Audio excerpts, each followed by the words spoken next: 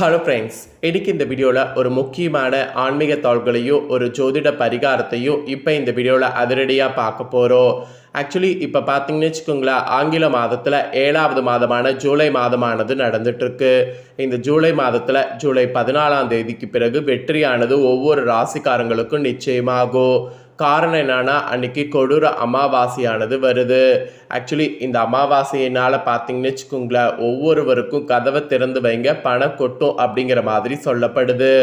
காரணம் என்னன்னா, இந்த அமாவாசையில் பார்த்தீங்கன்னு வச்சுக்கோங்களேன், கிரகங்கள் உங்களுக்கு அந்த மாதிரி அமைந்திருக்குது.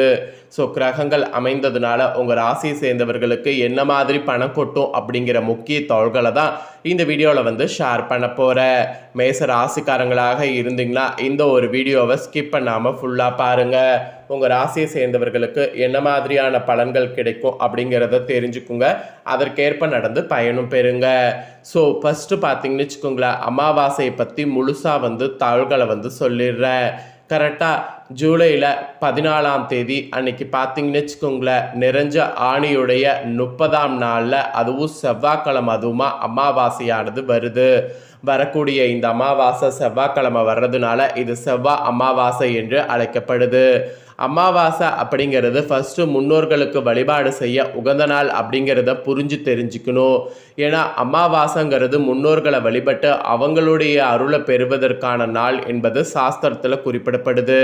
நிறைய பேர் அமாவாசை சாதாரண நாள்னு சொல்லி கடந்துடுறோம். ஆனால் அமாவாசை சாதாரண நாள் கிடையாது, மிக மிக அற்புதமான நாள். ஸோ அமாவாசைக்கு பார்த்தீங்கன்னு வச்சுக்கோங்களேன், கிரகங்கள் எப்படி இருக்குதோ அதை பொறுத்து ஒவ்வொருவருக்கும் பலன் கிடைக்கும். அதில் மேச ராசிக்கு என்ன பலன் கிடைக்குங்கிறத சொல்ல போகிறேன். அதோட அமாவாசையில் ஃபஸ்ட்டு நமக்கு பரிகாரமாக சிலது செய்ய வேண்டும். அதை செய்திங்கன்னா உங்களுக்கு எவ்வளோ பெரிய கடன் இருந்தாலும் அந்த கடன் உங்களுக்கு அடையும். அதனால் கடன் தீர முதல்ல அமாவாசையில் செய்ய வேண்டிய பரிகாரத்தை உங்களுக்கு சொல்லிடுறேன். அதுக்கப்புறமேட்டு உங்களுக்கான பலன்களை பார்க்கலாம். வரக்கூடிய செவ்வாய்க்கிழமை 14/7/2024 தேதி ஆணி அமாவாசை, ஆணி 30ஆம் தேதி வருகிறது. இந்த அமாவாசை மிக மிக சிறப்பு வாய்ந்த நாளாக சொல்லப்படுது. இந்த தினம் முன்னோர்களுக்கு செய்ய வேண்டிய திதி தர்ப்பண காரியங்களை முறையாக செய்து விடுங்க. அது மட்டும் இல்லாமல் அமாவாசை என்று செய்யக்கூடிய குலதெய்வ வழிபாடு நமக்கு நிறைவான முழு பலனை கொடுக்கும். அமாவாசை பிறக்கக்கூடிய சரியான நேரம் என்ன, உங்களுடைய வீட்டில் அமாவாசை அன்று பூஜையில் முன்னோர்களுக்கான வழிபாட்டை எந்த நேரத்தில் செய்ய வேண்டும், அது மட்டும் இல்லாமல் கோடான கோடி கடன் அடைக்கக்கூட அடைப்பதற்கு ஒரு எளிமையான தாந்திரிக பரிகாரம் இந்த வீடியோவில் உங்களுக்கு சொல்கிறேன். வரக்கூடிய செவ்வாய்க்கிழமை கரெக்டாக 14/7/2026 தேதி காலையில் 9:49 மணிக்கு அமாவாசை பிறக்குது. அடுத்த நாள் காலையில் புதன்கிழமை 10:54 வரைக்கும் அமாவாசை திதி இருக்குது. ஆகவே செவ்வாய்க்கிழமை மதியம் 12 மணிக்கு மேல் வழக்கம் போல் மதிய சாப்பாடு சுத்தபத்தமாக செய்து பூஜையில் முன்னோர்களுக்கு படைத்துவிட்டு அதை எச்சில் படாமல் காகத்திற்கு வைத்துவிட்டு முன்னோர்களுக்கு செய்ய வேண்டிய திதி தர்ப்பங்களை செய்து முடித்து அதன் பின்பு விரதம் இருந்தீங்கன்னா கண்டிப்பாக பார்த்தீங்கன்னு வச்சுக்கோங்களேன், அதன் பின்பு விரதத்தை இருக்கிறவங்க முடித்து உணவு சாப்பிட வேண்டும். ஸோ இதுதான் அமாவாசையில் வழிபாடு செய்ய வேண்டிய குறிப்பு. ஸோ அமாவாசை அன்று இப்போ கடன் தீர பூஜையில் செய்ய வேண்டிய பரிகாரம் உங்களுக்கு சொல்கிறேன், தெரிஞ்சுக்குங்க. கடன் இருக்கிறவங்க கடன் தீர பரிகாரத்தை பூஜையில் எப்படி செய்ய வேண்டும் என்பதை இப்போ பார்த்து கொள்ளுங்க. ஸோ முன்னோர்களை வழிபட்டு கரெக்டாக மதிய நேரம் முடித்து விட்டுருங்க. மாலையில் 6 மணிக்கு மேல் பூஜையில் ஒரு விளக்கேற்றி வைங்க. குலதெய்வத்தை மனதார வேண்டிக் கொள்ளுங்க. மஞ்சள் நிறத்தில் சதுர வடிவில் ஒரு துணியை எடுத்துக்கொள்ளுங்க. அந்த துணியில் ஒரு கைப்பிடியில் கல்லுப்பு, 1 ரூபாய் நாணயம், சின்ன தங்க மோதிரம், கம்மல், மூக்குத்தி எதுவாக இருந்தாலும் ஒன்று அந்த உப்பின் மேல் வைங்க. குலதெய்வத்தை மனதார வேண்டிக் கொள்ளுங்க. உங்களுக்கு இருக்கக்கூடிய கடன் பிரச்சனை தீர வேண்டும், அடமானத்தில் இருக்கக்கூடிய நகை சொத்து பத்திரங்கள் எல்லாம் சீக்கிரம் மீட்க வேண்டும் என்று வேண்டிக் கொண்டு இந்த முடிச்சை தயார் செய்து கட்டி அப்படியே மகாலட்சுமி பாதங்களில் வைத்து விடுங்க. இறுதியாக ஒரு கற்பூர ஆரத்தி காண்பித்து இந்த பூஜையை நிறைவு செய்து கொள்ளுங்க. இரவு முழுவதும் அந்த முடிச்சு பூஜையிலே இருக்கட்டும். மறுநாள் காலை எழுந்து குளித்து விட்டு கரெக்டாக புதன்கிழமை மதியம் 10:30 மணிக்கு முன்பாக ஒரு சுத்தமான டம்ளரில் தண்ணீரை எடுத்து இந்த முடிச்சில் இருக்கக்கூடிய கல்லுப்பை மட்டும் உங்கள் கையால் எடுத்து அந்த தண்ணீரில் போட்டு கரைத்து விடுங்க. கடன் கையை விட்டு கரைந்து போய்விட்டது என்று முடிவு செய்து இந்த கல்லுப்பை தண்ணீரில் கரைங்க.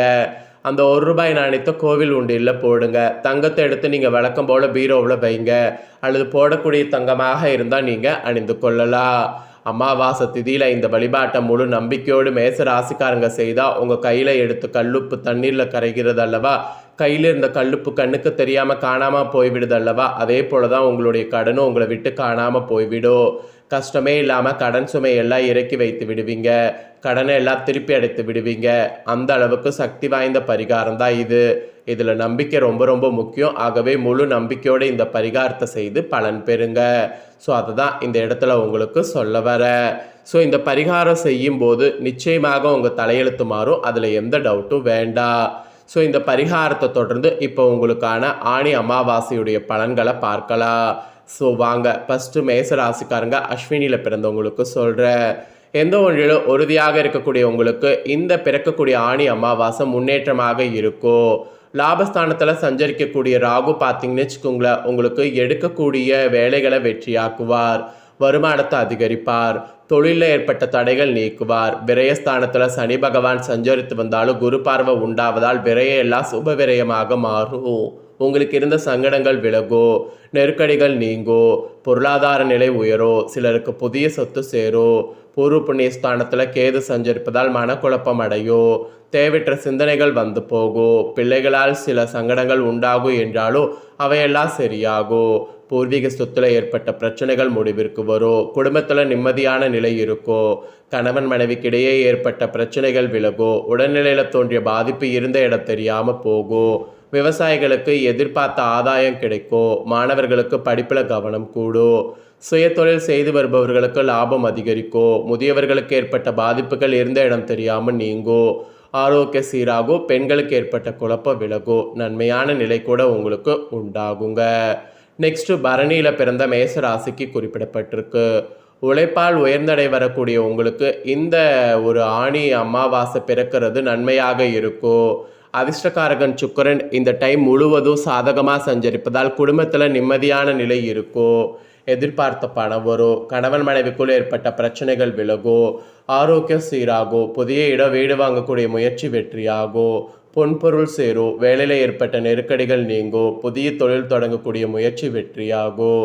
வேலைக்காக முயற்சி செய்து வருபவர்களுக்கு எதிர்பார்த்த வேலை கிடைக்கும், அரசு வழி முயற்சிகள் சாதகமாகும், ஏழரசனியின் சங்கடங்கள் விலகும், மருத்துவமனையாக ஏறி இறங்கி வந்தவங்களுக்கு உடல்நிலை சீராகும், வெளிநாட்டு முயற்சிகள் சாதகமாகும், அரசியல்வாதிகளுக்கு தலைமையின் ஆதரவு கிடைக்கும், சிலருக்கு எதிர்பார்த்த பொறுப்பு கிடைக்கும், லாபராகுவால் ஆதாயம் கூடும், கையில் பணம் பொருளும், மகிழ்ச்சி அதிகரிக்கும், மனதில் நிம்மதி உண்டாகும், பெண்களுக்கு ஏற்பட்ட பிரச்சனை விலகும், வேலை பார்க்கக்கூடிய இடத்துல நிம்மதியான நிலை உண்டாகும், உத்தியோகத்தில் இருப்பவர்களுக்கு எதிர்பார்த்த இடமாற்றம் பதவி உயர்வு கிடைக்கும், விவசாயத்தில் ஏற்பட்ட சங்கடங்கள் விலகும், மாணவர்களுக்கு எதிர்கால பற்றிய எண்ணம் கூட உண்டாகுங்க. நெக்ஸ்ட்டு கார்த்திகை 1ஆம் பாதத்தில் பிறந்த மேச ராசிக்கு குறிப்பிடப்படுது. எதிர்காலம் பற்றிய சிந்தனையோடு திட்டமிட்டு வாழ்ந்து வரக்கூடிய உங்களுக்கு பிறக்கக்கூடிய ஆணி அமாவாசை யோகமாக இருக்கும். ஆத்மகாரகன் சூரியன் திகிரி வீரிய பராக்கிரம ஸ்தானத்தில் சஞ்சரிப்பதால் மனதில் நம்பிக்கை அதிகரிக்கும், துணிச்சலும் தைரியமும் கூடும், எடுத்த வேலைகள் முடிவிற்கு வரும், தடைப்பட்ட வேலைகள் நடந்தேறும், செல்வாக்கு அந்தஸ்து உயரும், உடலில் ஏற்பட்ட பிரச்சனை விலகும், உத்தியோகத்தில் ஏற்பட்ட நெருக்கடி நீங்கும், தடைப்பட்ட பதவி உயர்வு இடமாற்றம் வரும், புதிய தொழில் தொடங்குவதற்காக எதிர்பார்த்த அனுமதி கிடைக்கும், வீடு வாகனம் வாங்கக்கூடிய முயற்சி வெற்றியாகும், வரவு அதிகரிக்கும், அரசியல்வாதிகள் செல்வாக்கு உயரும், தலைமையின் ஆதரவு கிடைக்கும், சிலருக்கு எதிர்பார்த்ததை அடைந்துவிட்ட நிம்மதி உண்டாகும். ஜென்ம ராசிக்குள்ள கூட பார்த்தீங்கன்னு வச்சுக்கோங்களேன், சஞ்சரிக்கக்கூடிய செவ்வாய் உங்களை வேகப்படுத்துவார், அதோடு உற்சாகத்தோடு செயல்பட வைப்பார். குரு பார்வைகள் அஷ்டம ஜீவன விரயஸ்தானங்களுக்கு கிடைப்பதால் திடீர் வாய்ப்புகள் தேடி வரும், வியாபார முன்னேற்றம் அடைய முடியும், வருமானம் அதிகரிக்கும், செலவுகள் கட்டுப்படும், ஏழரசனியின் பாதிப்பு இருந்த இடம் தெரியாமல் போகும், பெண்களுக்கு நிம்மதியான நிலை ஏற்படும், மாணவர்களுக்கு படிப்பில் ஏற்பட்ட தடைகள் விலகும், விவசாயிகளுக்கு எதிர்பார்த்த ஆதாயம் கிடைக்கும். இது உங்கள் நட்சத்திரத்துக்கு. மேச ராசிக்காரங்களுக்கு உங்களுக்கு நட்சத்திரத்துக்கு ஏற்ப என்ன பலன் கிடைக்குமோ அதையும் இந்த வீடியோவில் ஷேர் பண்ணிட்டேன். ஷேர் பண்ணதை தெளிவாக இந்த வீடியோவில் உங்களுக்கு நீங்கள் தெரிஞ்சிருப்பீங்க. தெரிஞ்சதுக்கேற்ப நடந்து பயன்பெறுங்க.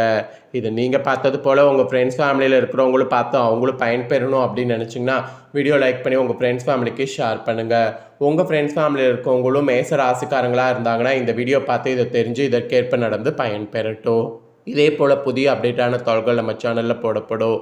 அதே இல்லாமல் உடனுக்குடனே தெரிந்து கொள்ள மறக்காமல் நம்ம சேனலை சப்ஸ்கிரைப் பண்ணலாம். சப்ஸ்கிரைப் பண்ணி பெல் பண்ண ப்ரெஸ் பண்ணுங்கள்.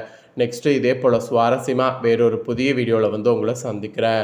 சப்ஸ்கிரைப் பண்ணுங்கள், பெல் பண்ண ப்ரெஸ் பண்ணுங்கள். அப்போ தான் நான் போகிற மற்ற வீடியோ எல்லாமே உடனுக்குடனே தெரிஞ்சு பயன்பெற முடியும்.